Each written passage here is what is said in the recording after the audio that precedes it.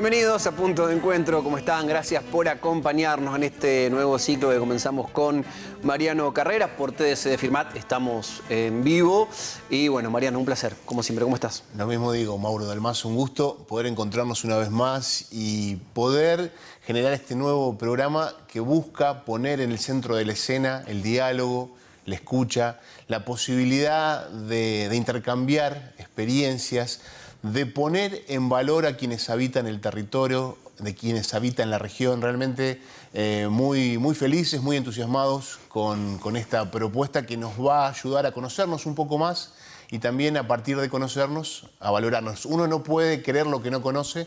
Bueno, la idea de Punto de Encuentro es encontrarnos y a partir de allí que ahondemos en quiénes somos, qué hacemos y también a dónde queremos ir.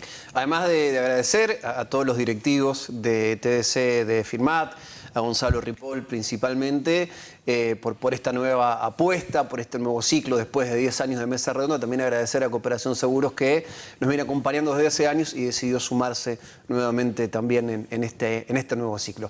Y si le parece, le doy el lujo de presentar a nuestro invitado.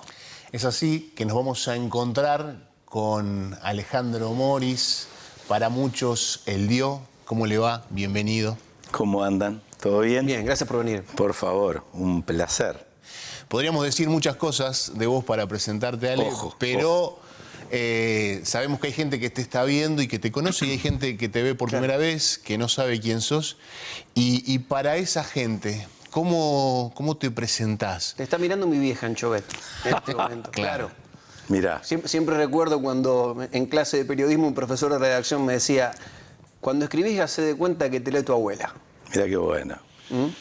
Bueno, para ser claro, digamos. Ale Moris es un flaco que desde muy chico le encantó dibujar, crear e hizo de eso un modo de vida. Básicamente es eso. Pero básicamente era poder expresarme a través del dibujo. Y yo creo que eso fue, que es hasta el día de hoy, ojalá lo sea para siempre, algo muy importante porque me moviliza un montón y puedo de alguna manera esculpir lo que me pasa interiormente, plasmar en un lienzo, en una hoja, lo que siento, lo que le pasa a la gente. Básicamente, Ale Moris hace muchos años que es eso. ¿Cuándo descubriste esa cuestión que decís, no cuestión, sino de poder dibujar y de poder transmitir lo que sentís a través de una hoja y un dibujo? Sí, un poco, yo creo que en la adolescencia uno lo que trata de plasmar es bastante surrealista, lo que le pasa a uno, esta cuestión interior, amores, amistades, sensaciones con el otro y que ser hijo de, no sé, hay un montón de circunstancias que uno las vomitaba en un papel y las guardaba en un cajón. Sí. Era mi manera de expresarme y de poder ver lo que sentía. Pasaba un tiempo y abría ese cajón y observaba el grafo y decía, pucha, mirá lo que me pasaba en ese momento. Yo creo que ahí empecé a plasmar lo que me pasaba. Cuando voy a la universidad me encuentro con un mundo donde me conecto mucho con, en esa época obviamente era todo a base de cartas. Había gran lector de la humor, la sexhumor, la satiricón, y todo lo que había concursos a nivel internacional de humor gráfico, y se hacía mucho hincapié en el hambre, en la pobreza, en la guerra. Generalmente venía de países de posguerra, que habían sufrido un montón. Los mejores concursos que eran alucinantes eran los de Europa del Este, estaban buenísimos. Y después también había muchos temas en Latinoamérica había uno muy famoso en el norte de Brasil, no me puedo acordar el nombre, y en México había 2 concursos que eran maravillosos y que siempre trataban normalmente la hambruna y problemas de carácter social muy fuertes. Entonces, vos agarrabas, dibujabas, correo, lo mandabas. Por ahí a lo mejor te mencionaban, a lo mejor ganabas algo y si no salías en un boletín del lugar y te iba conectando con otros concursos. Claro. Y yo ahí empecé realmente, de alguna manera, a ver un poco más lo que pasaba en el mundo, a mi alrededor. Claro. Lo que pasaba en Rosario. Yo estaba estudiando y llegaba de acá. Yo me fui sin saber lo que había ocurrido. Yo empiezo la facultad en el 84. Entonces, imagínate que yo mi primer día de facu, éramos 150 alumnos, entra la gente del centro de estudiantes, había un profesor presentándose, y dice, este señor mandó en cana a 4 compañeros, están desaparecidos. Ay, ¿esto qué estamos hablando? ¿Qué se trata todo esto? Y para mí eso fue un impacto tremendo, tremendo. Y fue removilizador. Claro. Ale, antes de llegar a la facultad, antes de empezar la carrera de arquitectura, hubo un niño, un adolescente que dibujaba. Y esta cuestión de dibujar, esta cuestión de poder plasmar cosas en el papel, ¿te fue naciendo espontáneamente? ¿Cómo te fuiste encontrando con eso? ¿En tu casa había un ambiente artístico que un poco te llevaba o fue un camino que fuiste haciendo? Sí, sí. De hecho, mi viejo tocaba el violín, estaba muy ligado a la música. A mí me gusta mucho la música. Mi vieja era profesora de piano, pero mi viejo era un gran lector. Y en esa época se compraba las revistitas Las Elecciones, que hablaban de temas así en general, y ahí hablaban mucho de arte. Y yo creo que iba al baño, me sentaba y me agarraba unas revistas, iba a una parte que había humor gráfico y se hablaba de arte. Y bueno, mi viejo me hizo un muy buen lector. Hay algo muy importante que también cuando en la primaria o en la secundaria había que dibujar la bandera, yo quiero dibujar Belgrano, yo quiero dibujar San Martín. Entonces zafaba de un montón de horas y qué sé yo. Y eso era lo que hacía, de alguna manera, que yo gane confianza y que todavía en la primaria no me expresaba con lo que conté antes. Eso fue después en la secundaria. Pero sí, yo creo que mi viejo básicamente hizo que de alguna manera yo descubriera el mundo del arte rápidamente. ¿Y te diste cuenta en qué momento que tenía facilidad, que te salía? No, yo creo que en la facu, los primeros años en Rosario, porque empecé a ver otras cosas. Y ahí se me abrió la cabeza. Yo creo que ahí, siempre digo que yo soy dibujante. Y acá era como que no salía de esto que contaba antes. Pero cuando llego a la facu empiezo a ver grandes pintores. En la biblioteca, yo estudié arquitectura, iba a 1 cuadra y media tenía la Biblioteca Nacional, entonces, bueno, nada, iba y me leía todo. Claro. Y no podía creer lo que pasaba en el mundo del arte. Y ahí también se me abre un portón enorme, que dije, yo esto quiero estar vinculado todo el tiempo, y que de hecho lo hacía también al principio por una satisfacción personal. Pintaba y a lo mejor me pasaba un fin de semana pintando con los dedos, murales, un olor a pintura, pero me ha agarrado una cantidad de pestes increíble en un departamento chiquito pintando y bueno, nada, eso.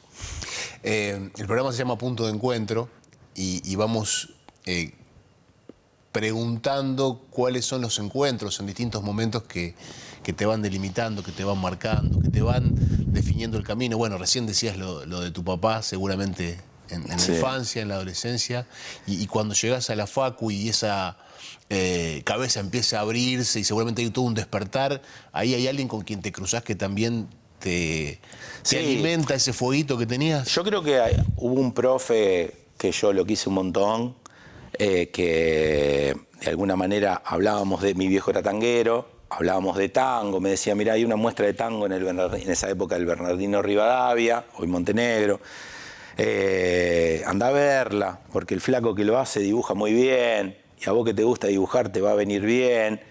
Es una cadena. En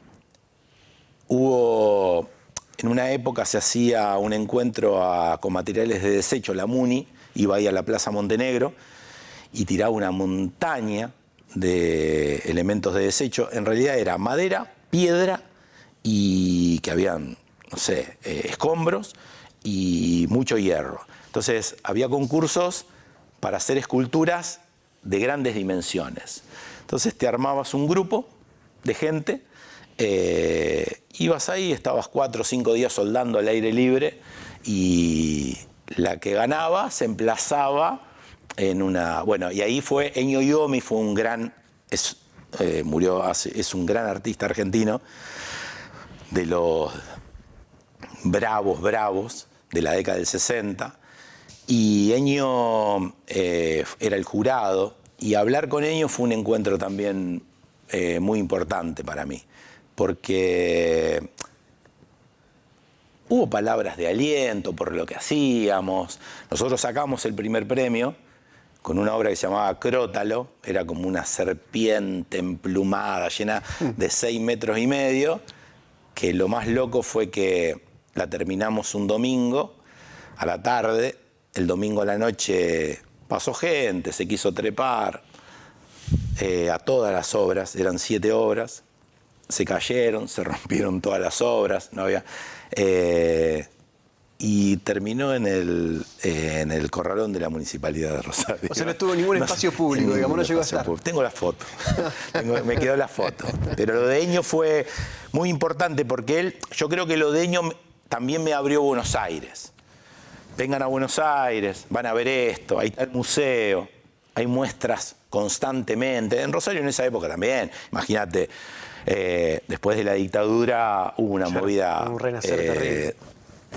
muy, muy linda, donde te pasaban cosas cotidianas. Yo salía de la facu, no sé, paraban todavía los milicos, hacían racia y era el 84 ya, y nos teníamos que tirar al piso, te revisaban. Y perdían la costumbre. Claro, durante un tiempito. Pero bueno, fue bastante rápido eso, se cortó bastante rápido, pero bueno. La facu arquitectura es la técnica de las humanísticas o la humanística de las técnicas. Está en el medio, entonces está muy vinculada al arte. Había mucho seminario de tipografía. Claro. Todo lo que es gráfica, a mí siempre me empezó a gustar. Entonces digo, wow, lo que es una pincelada de un chino para hacer un pictograma, qué locura, ¿no? Lo que era esa mano. Una vez, yo no sé si te conté a vos, que para mí fue muy interesante, fue otro encuentro que también me marcó. Viajé con mi señora muchos años de mochilero y corté China en el 2009, a los 60 años de la Revolución, de arriba hacia abajo. Entonces, yo hago tai chi y bueno, llegamos a una plaza que estaban haciendo tai chi y en un momento, las luces bajas, el centro de la plaza era circular, empezaron a llegar hombres de 80, no sé, parecía que tenían 150 años, adelante un chico con un balde, un palo de escoba y con una forma de pincel en la punta, de goma espuma. Iban al centro de la plaza, de arriba hacia abajo se escribía, el profe atrás dándole, enseñándole, iban escribiendo en círculo. Hacía 5 metros, entraba otro. Terminan después de 2 horas de armar esa recorrida y ¿qué pasa? Cuando ya daban la vuelta, porque era medio círculo de gente, que eran 5 o 6. Cuando el primero llegaba al punto donde había arrancado, ya estaba seco, porque era agua. Y a mí eso me quebró la cabeza. ¿Qué eran? Eran poetas del pueblo que escribían las poesías diarias y que el maestro le enseñaba caligrafía. Entonces, de esa manera, y se iban y la plaza quedaba impecable. Y con la luz y el agua se notaba perfecta la escritura. Y a mí eso también fue un punto en mi vida que fue una de las cosas más maravillosas que me pasó. Porque toda la gente leyendo las poesías, de golpe había 100 personas leyendo eso. Yo obviamente no entendía qué carajo decía, pero era muy bueno. Y el maestro entrando, agarrándole el palo de escoba con una... era una blandura, era una armonía, ese trazo, y una manera de comunicar tu poesía sin dañar absolutamente nada y pasando algo maravilloso, hermoso. ¿Y por qué deciden ir a China? ¿Qué los mueve? Digo, No. hoy mucha gente quiere ir a China por cuestiones comerciales, No, ¿viste? claro, que en es esa lo que se época escucha en todos lados. No, de hecho era rarísimo. Yo tenía unas rastas así, parecía la única vez que me sentí como una estrella de rock. Venían, te sacaban fotos, te invitaban a comer. Era una locura. No, siempre nos gustaron países raros, exóticos. Yo voy por el Tai Chi Chuan.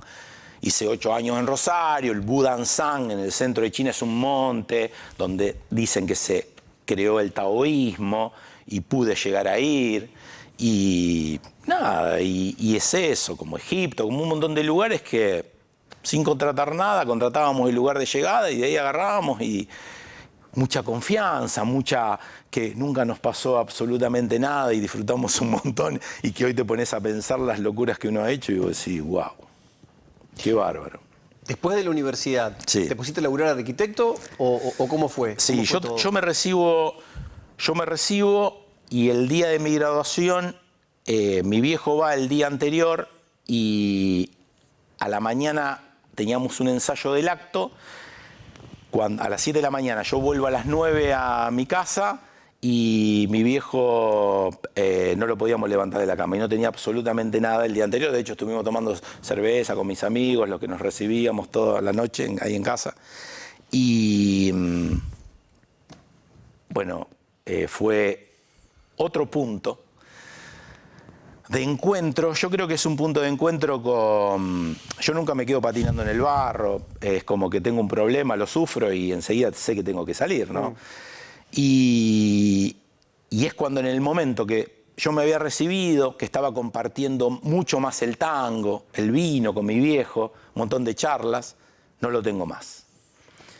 Y eso también me dio muchas pilas y muchas ganas de hacer cosas. De hecho, hago una exposición de dibujos de tango que lo hice en ese momento y nunca más lo hice, que mucha gente me decía, seguí dibujando tango con pluma.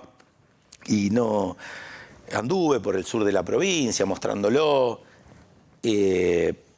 pero no más que eso. Fueron 2 años y sí, empecé a trabajar de arquitecto. Siempre mi laburo fue la arquitectura y paralelo siempre estaba prendido con el humor gráfico y con exposiciones de cuadros en Rosario. Y muchos también los guardaba y dibujaba y los tenía para mí, ¿no? ¿Con temática variada era? Sí, después del sí, tango? tuve etapas. Tuve 2 años de tango, después tuve 10 años de erótico, que eso fue una locura. En realidad era como que el erotismo en el acto sexual y qué sé yo, hay una expresión. Siempre busqué la expresión, básicamente. Eso me lo enseña de alguna manera y que no era pintor, pero era uno de los grandes dibujantes que con 2 trazos, Quino, a mí me enseña que con 2 trazos podía lograr la expresión justa. ¿Y por qué decís que fue una locura lo de la etapa erótica? Porque fue muy linda, fueron 10 años donde pinté un montón, dibujé un montón y hubo etapas dentro del erotismo. Etapa que pintaba con los dedos, etapas que dibujaba, etapa que pintaba con manchas y después lo que me sugería la mancha lo transformaba en una imagen y estuvo muy bien esa etapa. ¿Esas etapas cierran porque de alguna manera pensás que llegaste al límite o porque estás visualizando una nueva etapa, digamos, y decís, che, mirá, Sí, por ahí pinta para hacer esto se ahora? mezclan. Esa cerró. Cerró. Yo creo que cierran. Hoy me está pasando algo parecido con el vino. Estoy muy metido en el humor gráfico del vino. Y dije, saco el tercer libro, tengo un montón de dibujos sin publicar. No, están publicados, pero no están hechos libros. Y es como que dije, me parece que hasta acá está bueno. Quiero seguir vinculado al vino, pero a lo mejor con la etiqueta. Estuve haciendo remeras para las cosechas. ¿Cuánto hace que estás con El tema del vino, hace 16 años que soy sommelier, 17 va a ser ahora. Pero después pandemia, explota el humor gráfico en pandemia. Me encuentro sin hacer arquitectura, obviamente, y me encuentro con un montón de dibujos. Al lado de cada dibujo tomaba un vino y escribía mi reflexión ebria del dibujo que hacía. Y bueno, se empieza a viralizar. Y tengo otro punto de encuentro maravilloso. Esas cosas que pasan. No me han pasado muchas de estas, pero esta está buenísima. Zoom. 70 personas enfermas del vino, 3, 4 enólogos, un anfitrión. En casa te mandaban en pandemia por caja, te mandaban en botellitas chiquitas los vinos que se iban a catar en ese momento, una planilla, todo. Entonces todos iban probando el vino. En un momento, ¡trac!, se corta la transmisión. Quedo yo, solo en pantalla. Y aparece de golpe el anfitrión. Y me dice, Ale, querido, quedaste solo, estás haciendo un libro, empezá a publicitarlo, mostrarlo, qué sé yo, acá hasta que arreglemos este quilombete.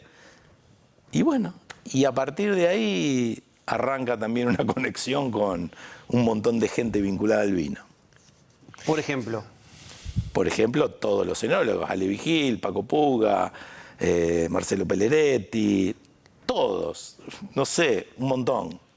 Hoy tengo la suerte de conocerlos al 95%.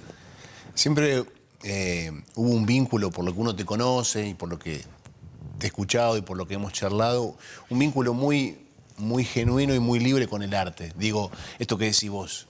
La arquitectura es algo que te gusta, es tu herramienta de trabajo, pero el arte siempre fue esa conexión con lo más íntimo y lo más genuino. Digo, tenías ganas de hacer erotismo, hiciste erotismo. Tenías ganas de hacer vino, hiciste vino. Sí. Es decir, no hay ahí ataduras. En un momento, no sé si es miedo la palabra, en un momento cuando es como que no tengo límite y llego a un punto donde empiezo a expresarme y se me transforman. Yo puedo estar dibujando muchas horas al día, pero cuando digo muchas es pasar de un día al otro. Me ponía a pintar y estaba de un día al otro y a lo mejor y me quedaba durmiendo en el piso y seguía.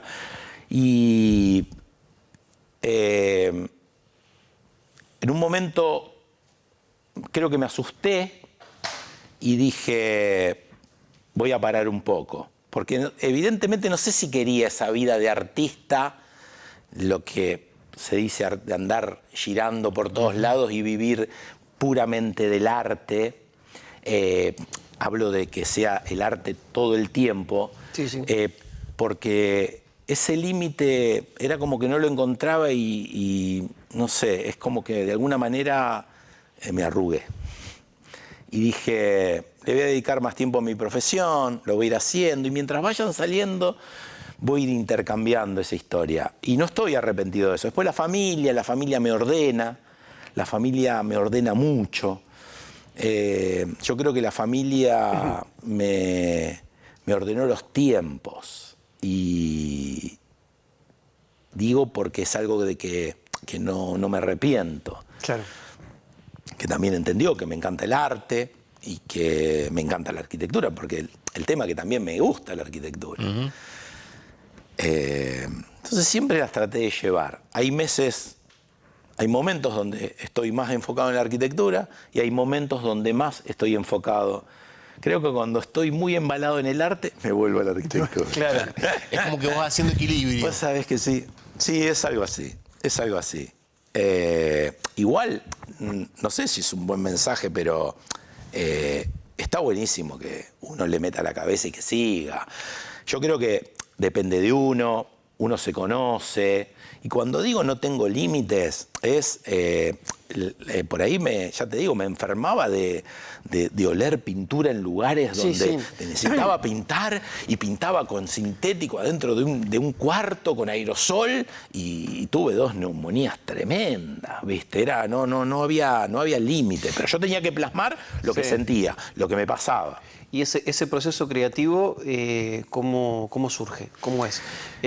¿A la noche estabas mirando algo? ¿Dijiste voy a hacer esto mañana en la mañana? ¿O no? ¿Te levantaste en la mañana en cero? Toda mi vida... Porque siempre, en mi caso, digo, te sigo en la cuenta de Instagram y decís, la puta, ¿cómo se le ocurrió esto? Un nivel de creatividad permanente que marca una inspiración constante, digamos. Bueno, vos sabés que eso yo la verdad que lo agradezco. Yo no sé cuántos años hace que todos los días algún boceto tiro. Y voy caminando y se me ocurre algo, ando con libretitas por todos lados, ando con fibrones y tiro la idea. ¿Viste la famosa inspiración o trabajo? Sí. Claro que son las dos. La inspiración es algo increíble. A mí me pasó muchas veces que me baja una información y veo un dibujo que hice en esa época y no puedo creer. Digo, ¿esto cómo brotó esto? ¡Qué bárbaro! Me sorprende hasta el día de hoy, porque la inspiración obviamente que está y que viene, y acompañada de laburo, aumenta. Acompañada de laburo te hace enfocar. Yo tengo un tema, empiezo a dibujar copas y empiezo a ver todo con forma de copa. Y no solamente la forma concreta que tengo enfrente. Veo un hueco, yo acá veo una cámara y veo un panel, y entre el panel y la cámara hay un espacio que me está formando la provincia de San Juan, lo que yo estoy viendo ahora. Claro. Y digo, wow, mira, yo acá puedo mandar un dibujo a San Juan y no sé, y voy y lo dibujo. ¿Por qué la provincia de San Juan? Estoy todo el tiempo, y eso hace 30 años, 40 años, que es parte de mi vida cotidiana. Sí. Antes estaba contando que en una época se daban cursos de tipografía. Entonces, en teatros de Rosario no existía la compu, hasta los 90 que sale la compu.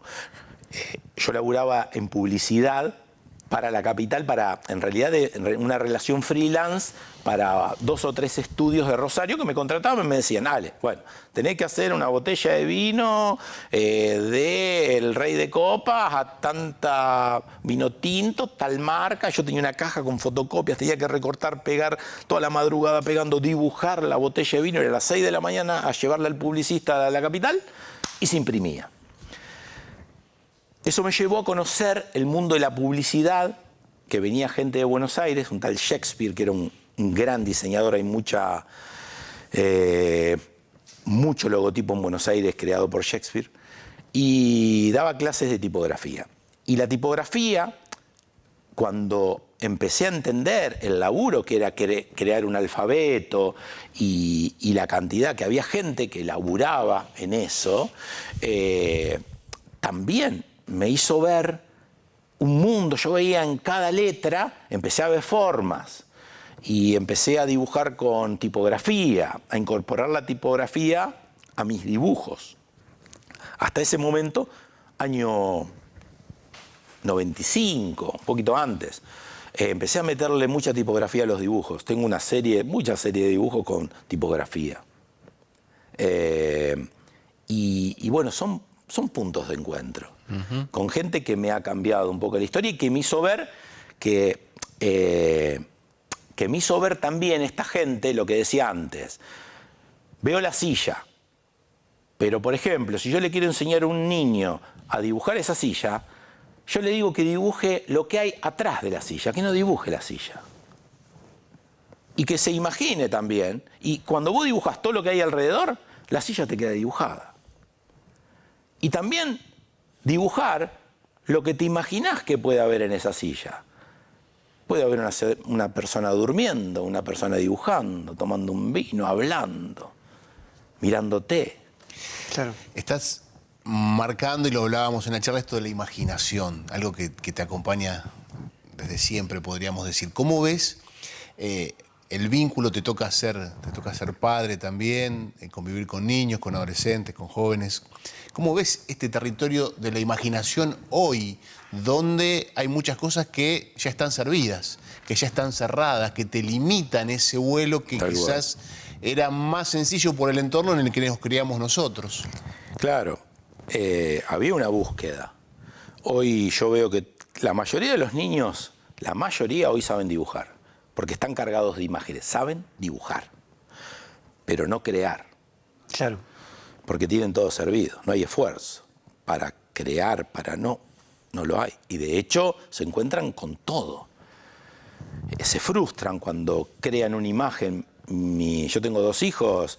Vicente hasta los 7 años era increíble las cosas que hacía, después nunca más. Pero él no la agarra tanto esta época. Amelia tiene 13. Y Amelia hasta hace 2 años dibujaba, cuando dibujaba cosas maravillosas era porque los niños, viste, que adoptan un bujo, una forma del humano, el animal, que es muy particular y de cada niño, donde no lo tecnificás y le brota de hacer un elefante de la manera que le brota hacer el elefante, y a lo mejor lo mantiene varios años.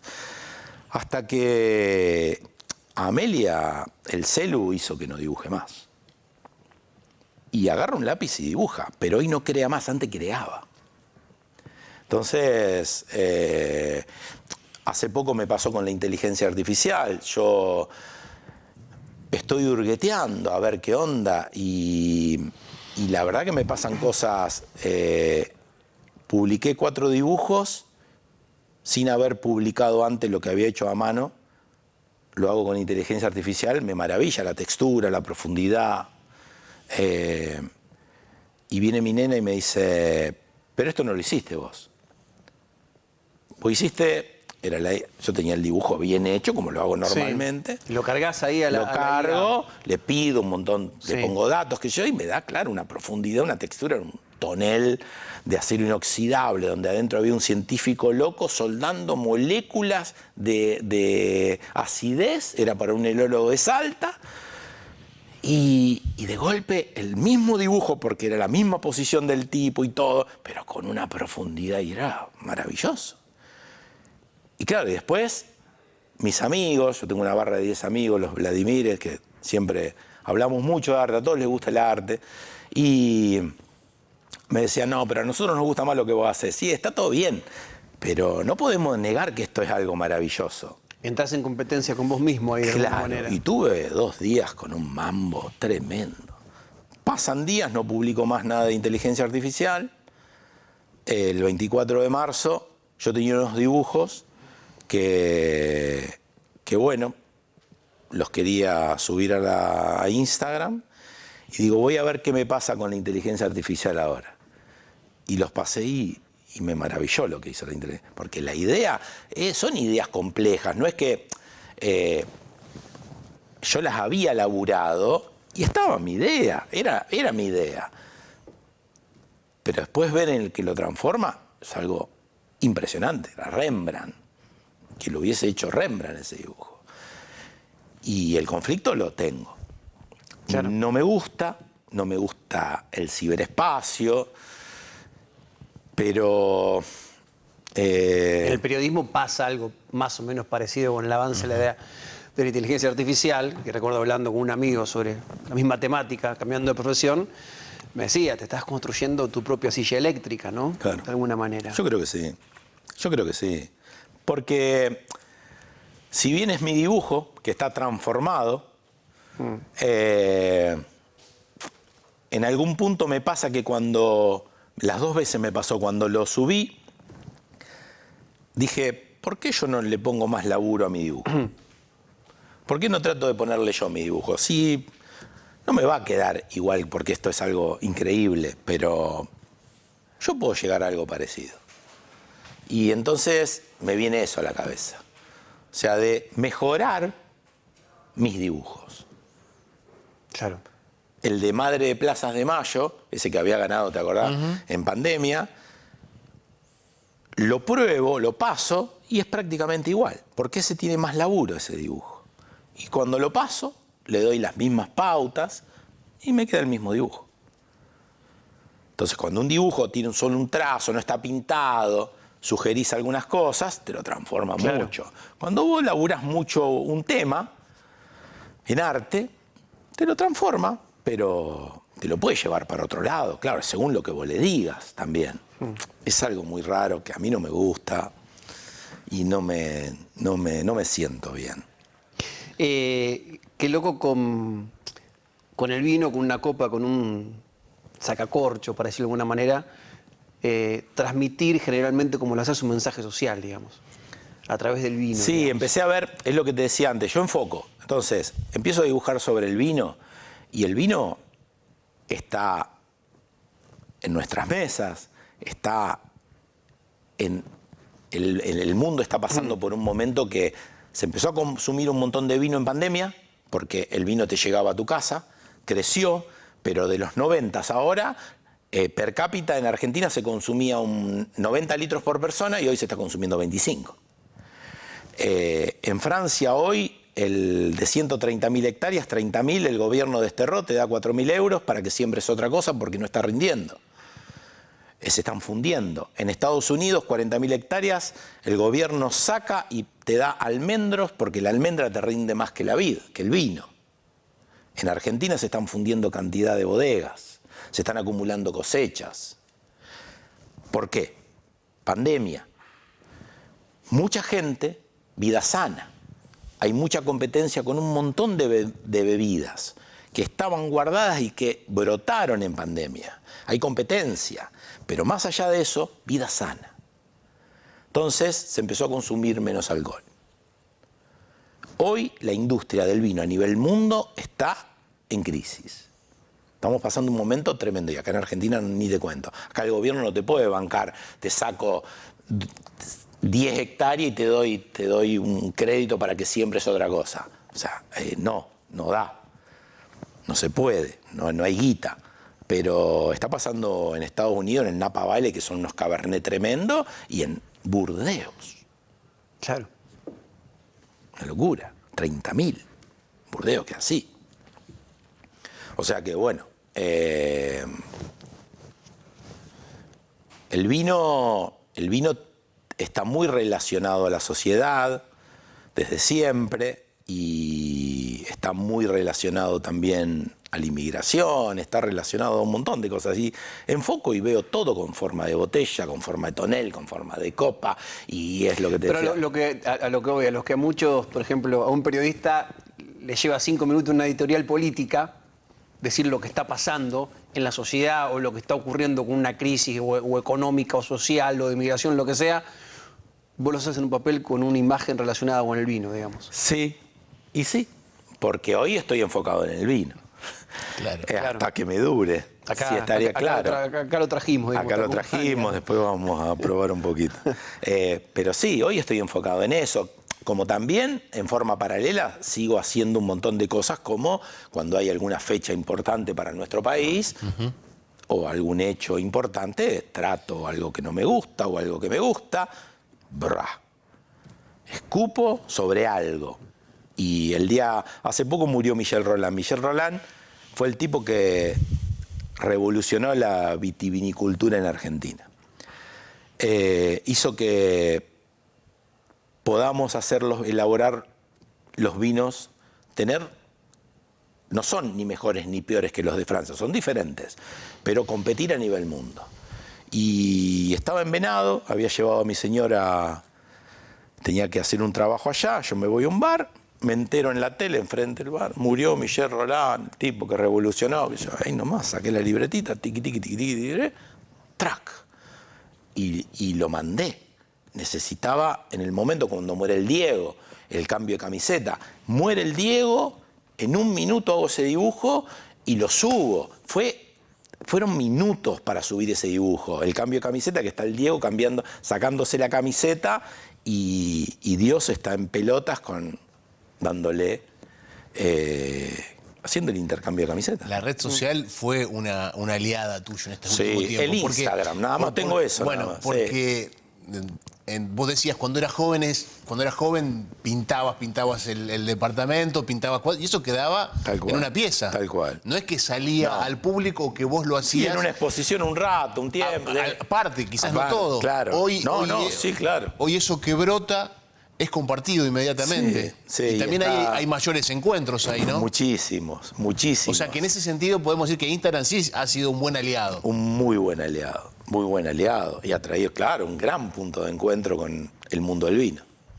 El mundo del vino, y te pasa que por ahí también, cuando estoy en una exposición, yo soy el único que anda con un libro en una exposición de vino. Están todos ofreciendo vino para que pruebes, promocionando tu vino, y yo vengo con los libritos. ¿Y usted qué hace? ¿No me da un vino? No, yo tengo un libro de humor gráfico. Flaco, ¿cómo venís sin vino? Y te dicen, vos hiciste uno de Malvinas que me gustó, a mí me emocionó. Y eso es para un artista, es lo mejor que te puede pasar, ¿no? Que te digo, le moví las tripas a alguien en Chubut, porque en este mundo del vino, hoy hay 18 provincias que hacen vino. 18 provincias. Te llaman de todos lados para hacer. Yo si quiero estoy toda la semana viajando. No te da porque te tienen que pagar los viáticos, si no hoy es imposible. Tenés que ir con libros vendidos. Es como que armás un circo. Pero es re lindo eso lo que te pasa. La devolución. Yo no me quiero ni imaginar lo que debe ser un cantante, un músico, cuando tenés 50.000 personas que están coreando el tema que hiciste, ¿no? ¿Le parece que hacemos una pausa breve? Claro, no. Vamos a destapar el vino que está en la mesa. Así es. Y vamos a profundizar un poco este vínculo del vino y el arte de Ale Mori, porque, bueno, contó algunas cosas, pero hay mucho más para contar y lo vamos a hacer a vino abierto. Así que una pausa y seguimos charlando con él. Muy bien.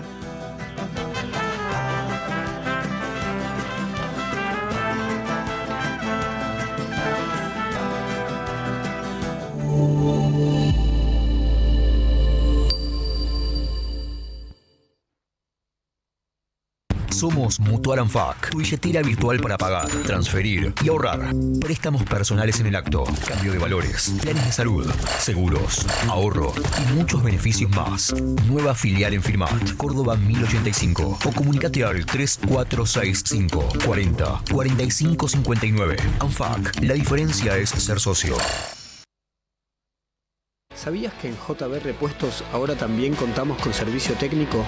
Para seguir brindándote más y mejores servicios, reparamos microondas, heladeras y lavarropas. Tanto sistemas on-off como la nueva tecnología Inverter. Seguimos pensando en vos. Trabajos 100% garantidos. La solución que buscabas, en el lugar de siempre. Horarios lunes a viernes de 8 a 16 horas. WhatsApp 3465-418848, Boulevard Solís 557. Firmat. En Dulce Manía podrás encontrar un mundo de golosinas, salados, cotillón y muchas cosas más para todos los eventos y ocasiones de tu vida. Aceptamos todos los medios de pago sin recargo alguno y tenemos muchas promociones para cuidar tu bolsillo. Seguinos en nuestro Instagram @dulcemaniafirmat o ingresá a dulcemaniashop.com.ar para hacer tus pedidos sin moverte de tu casa. Encontranos de lunes a sábados de 9 a 20-30 horas en Córdoba 845 Firmat, Santa Fe. Dulce Manía, un mundo de golosinas y cotillón. Encofir te brinda seguridad y confianza. Emergencias médicas las 24 horas. Traslados, visitas domiciliarias, enfermería y consultorio médico virtual. Con Encofir 100 te ofrecemos cobertura nacional e internacional. Cuidamos a tus hijos a través de nuestro servicio de pediatría y también te brindamos el 50% de descuento en farmacias. Contamos con cobertura para establecimientos y áreas protegidas. Encofir, una empresa que sabe lo que hace.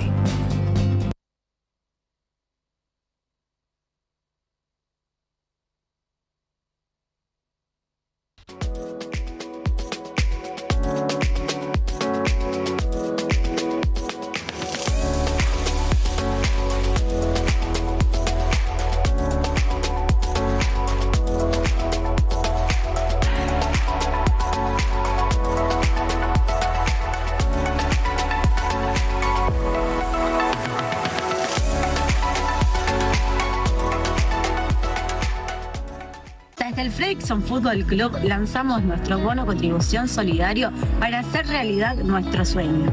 construir nuestro predio deportivo.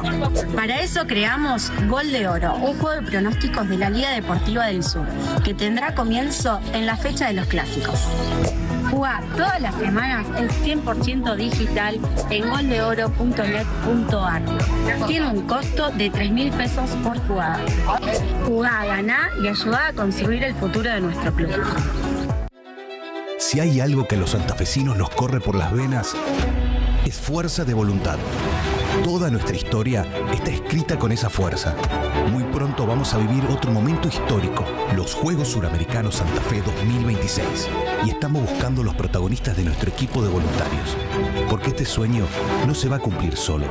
Necesita de todos y de cada uno de nosotros. Sumate. Programa de voluntariado. Inscripción abierta hasta el 30 de abril. Más info en santafe2026.ar. Unite a la fuerza de la voluntad. Juegos Suramericanos Santa Fe 2026.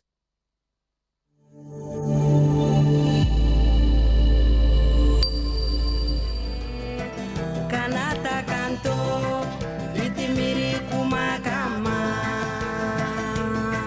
Yarabi Jamfa manile Kanunona malo kelema. Nuevo bloque de Punto de Encuentro. Bueno, en la tanda comercial destapamos el vino. Exactamente. Claro que sí, claro que sí. Y en el programa que hacíamos anteriormente, que era un programa de política, decíamos que lo mejor se decía en la tanda y después había cosas que no se podían decir. Acá se pueden decir. La idea es que sea al revés. Acá digamos. se pueden decir. Exacto. Y recién yo me estaba instruyendo de varias cuestiones que me gustaría que se hagan públicas en relación a cómo se agarra la copa. Mauro Dalmazo, usted, digamos, después a él le va a explicar otra cosa más también muy interesante. Pero ¿cómo es el tema de agarrar Del la copa? brindis, ¿no? Marcábamos esto de las costumbres croatas, donde A ver. familiares croatas por parte de padre y de madre, de los lados. Entonces, el brindis siempre es agarrando la copa abajo para que suene. Ahí hacemos con, A ver, vamos a con hacer. Ale. Y hay que mirar a los ojos. Hay que mirar los ojos Llego, para yo que lejos, suene. pero llego. Ahí va, ahí llego. Porque si va. agarrás de arriba no suena. Y beber. está. Y beber. Y beber. Siempre se bebe. ¿Para qué entran en juego los 5 sentidos? Porque vos tenés la vista, tenés el tacto, tenés el olfato, tenés todo. ¿Y qué falta?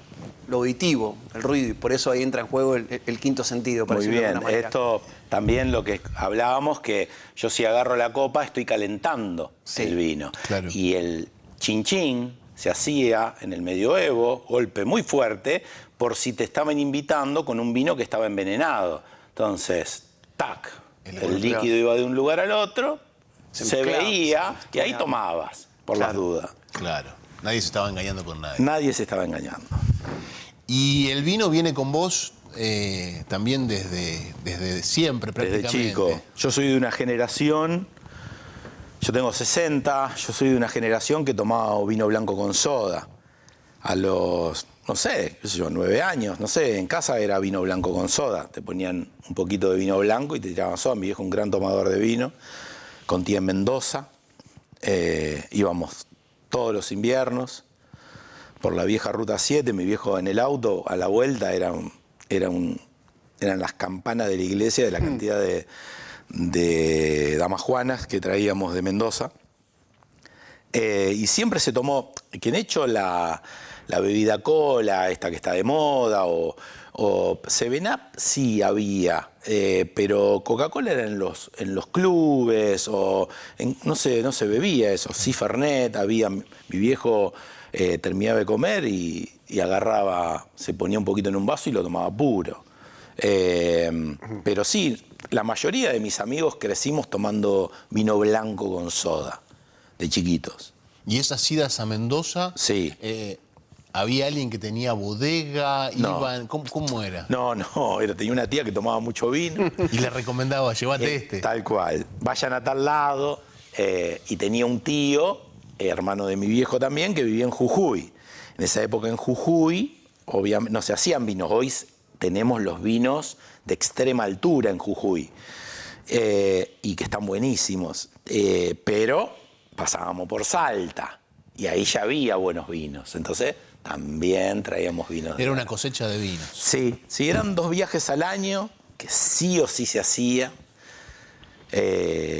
Mis tíos no podían venir, entonces mi viejo iba, y íbamos en el auto, viajes eternos, y veníamos con con esa música atrás en el baúl. ¿Cómo fue la campaña que de alguna manera impulsaste para que el Malbec pase a ser Wenbec? Sí, un desastre. Muy boicoteada por grandes enólogos. De hecho, hasta el día de hoy me agarran y me dicen, pará con esa locura. Para mí no es una locura. Para mí no es una locura. Era como de una denominación de origen. El Malbec nuestro está pasando por un momento maravilloso. Es una cepa que es un vino, en realidad nuestro Malbec que en el mundo se cotiza muy bien. En las ferias internacionales hay 10 bodegas que están exponiendo y todas quieren Malbec. No quieren otra cosa. Quieren probar el Malbec argentino, que el Malbec argentino no es el mismo Malbec de Salta, de Mendoza y de San Patricio del Chañar, que son las 3 zonas más importantes. En el mismo Salta hay Malbec de 3.000 metros de altura y Malbec de 1.700. Y en Mendoza.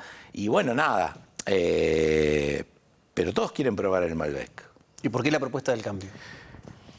¿Por qué la propuesta? Del cambio. ¿Por qué Wenbec y no Malbec? Wenbec en lugar de Malbec. Porque Wenbec quiere decir en francés, quiere decir mal pico, mal beso.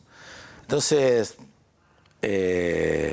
Malbec quiere decir eso. Eso. Entonces, ¿por qué Malbec? ¿Por qué no ponemos Wenbec? Buen pico, buen beso. Pero no, la historia dice, la tradición dice que no, que tiene que ser Malbec. Era un húngaro que viene al sur de Cahors, al sur de Francia, planta las primeras plantas de Malbec, que era con K, pero era un vino que se usaba más para el corte. En Francia no hay Malbec. Claro. Y acá crece, se adaptó muy bien la planta. Era de menor calidad, digamos. Sí, claro. Servía para el corte, para mezclarlo. ¿Sí? Y para el vino de mesa barato. Y bueno, nada. Entonces es como que me pareció re lógico y dije, wow, esto va a ser maravilloso. Un desastre. Un desastre. No hubo acompañamiento. No. Y la mayoría de los enólogos. Yo creo que el 70% de los enólogos dicen, vos estás loco, no podés. Pero vamos a sentarnos, le digo, vamos a sentar. No, ¿cómo le vamos a cambiar una cepa? Justamente. Si nuestro Malbec es diferente al resto. Y todo el mundo quiere, ¿por qué no? No tuve éxito. No. Bueno, pero lo vas a seguir intentando. Sigo siendo el presidente, el vicepresidente, el vocal, soy todo yo. ¿Nos podemos asociar? Del movimiento, claro que sí. Tengo algunas. Seremos con ustedes dos, capaz que llegamos a 20. Bueno. 20. Bueno. Sí, 20 enólogos, 18 enólogos. Gente que sabe. Sí, no, pero bueno, con algunas. Sí, pruritos.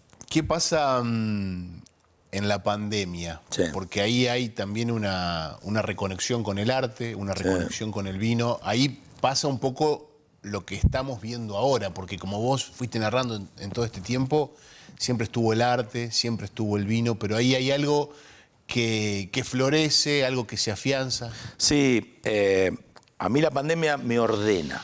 A mí la pandemia lo que me da orden. Hace que yo, post pandemia, empecé a caminar todos los días a las 5:30 de la mañana, 1 hora. 6:30 llegaba, me bañaba, me preparaba un desayuno y tiraba bocetos. Yo mientras caminaba pensaba en el vino. Y tiraba 5 o 10 bocetos. Trabajaba como arquitecto y a la tardecita empezaba a pasar esos dibujos. Y me ordenó ese tiempo.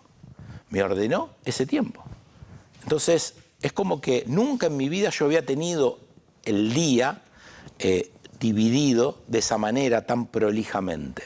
Y eso me permitió, no solamente con el mundo del vino, a la mañana me levanto, tiro un boceto de lo que sea y a la tardecita lo paso. Entonces, me ordenó artísticamente.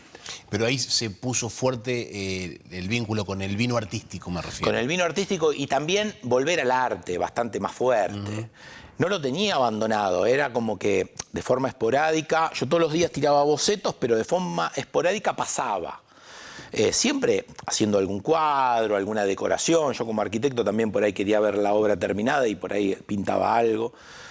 para terminar de armar el ambiente. Y bueno, nada, y es como que sé que es lo que me mueve, el dibujo me mueve, el arte me mueve en todas sus manifestaciones, y que lo que me hace feliz, realmente. Porque vos hasta el momento de este revínculo, podríamos decirlo así, no sé si está bien dicho, disculpe, sí, renacer, capaz, con el vino, tu participación, por ejemplo, en publicaciones escritas, acá tenemos en la mesa los libros que has hecho, había sido ilustrando para otros. O sea, por ejemplo, no sé, para Gustavo Battistoni con el libro de Brigadier López. Tal cual, 2001 en el Eslabón en Rosario, imagínate, claro, 2001 tenía para vomitar. Había para contar mucho. Cantidades. Pero esto fue tu obra, tus libros, o sea, algo que no había pasado hasta ese momento. No, gracias a ese orden. Porque me dio el tiempo ese orden de armar todo el libro. De armar, buscar quién me iba a hacer los prólogos, quién iba a hacer la introducción, cómo lo iba a diagramar. Después todo, yo al diseñador le doy el libro armado. O sea, para que, claro, él lo sube a la compu, yo, cosa que detesto.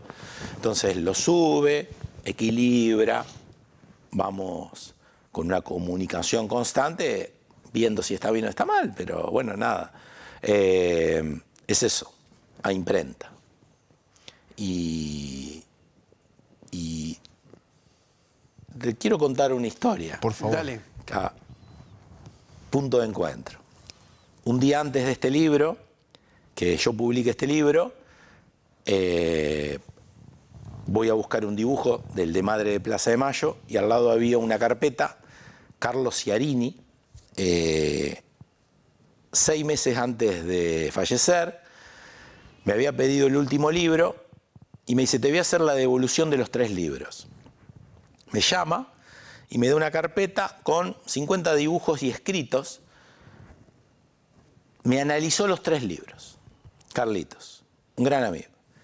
Y obviamente me emociono, lo leo, voy al taller. Bueno, le digo, qué loco, Carlito, lo que hiciste. La verdad que nunca nadie tuvo una devolución así. Tremendo, bueno. El día previo a la impresión del 3er libro, fue en noviembre, voy a buscar y veo ese sobre. Saco el sobre. La primera hoja que saco del sobre dice, te ordenamos, Alejandro Moris, si no seguís Alejandro Moris, lo voy a leer tal cual, bueno, no, es la única manera para resucitar, te lo ordeno. Y él ya había muerto cuando yo lo publico. Que vos sigas dibujando. Que leerme, que ver mis dibujos era resucitar. Oh, yo me quebré en un llanto muy pocas veces, me había pasado con familiares, amigos.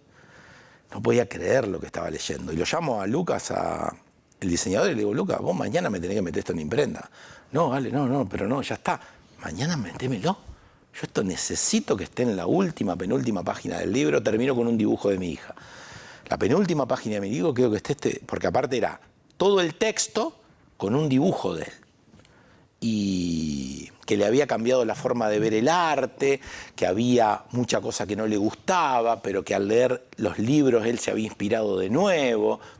Yo te lo cuento y no sabes lo que me corre por la sangre, porque fue algo muy movilizador para mí. Y fue un punto que también me quebró la cabeza, porque yo lo había leído, pero había leído en general y en ese momento él vivía, no me había modificado tanto. Pero bueno, fue muy importante. Ale, el programa se llama Punto de Encuentro. Fuiste mencionando distintos puntos de encuentros. Si tendrías que mencionar 1 o 2 de los puntos de encuentro, de los encuentros más importantes de tu vida, ¿cuáles mencionarías? No sé, me viene el nacimiento de mis hijos. Yo creo que eso fue algo también bastante muy visceral. El encuentro con un hijo es bastante importante. Amelia tuvo un neo, entonces cada día que pasaba, según la cara que tenía, 16 días, le poníamos un nombre. de lo que sugería la cara de Amelia. Estaba muy mal. Y Amelia hoy tiene, no están anotados, 16 nombres. Hizo un cuadro con sus 16 nombres. Ahí hablando con tipografía especial y qué sé yo, y está en el cuarto de ella. Sí, muy importante. La familia, formar una familia, mi señora, hay un punto que eso, consolidar una familia, lo voy a repetir muchas veces, para mí es muy importante. Un placer, Ale. Muchas gracias. Vamos, Un gusto. terminemos con un brindis. Brindemos, agarrando Y a vinificar. Salud. Por favor. Salud. Salud y se A los toma. ojos. Salud, a seguir Salud, vinificando. gente, seguramente. Gracias. Hasta el próximo programa. Muchas Hasta gracias. luego. Gracias. Ale. Bueno, este se lo llevan y se lo...